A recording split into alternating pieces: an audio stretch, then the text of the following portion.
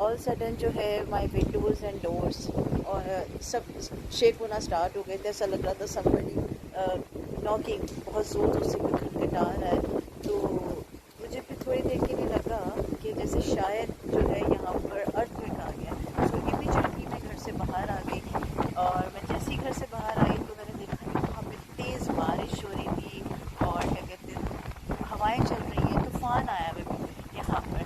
सो फिर मुझे लगा कि ये हैवी विंड्स की वजह से जो है तेज़ हवा की वजह से जो डोर्स एंड विंडोज़ हैं वो हिल रहे थे।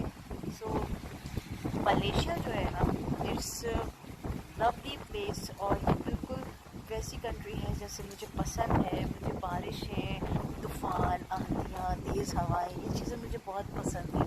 तो ये बिल्कुल वैसा ही है। और क्या कहते हैं यहाँ पर जो है क्या कहते हैं रोज़ाना डेली डेली बारिश होती है, डेली तूफ़ान आ जाता है, कभी भी तेज़ हवाएं चलना शुरू हो जाती हैं।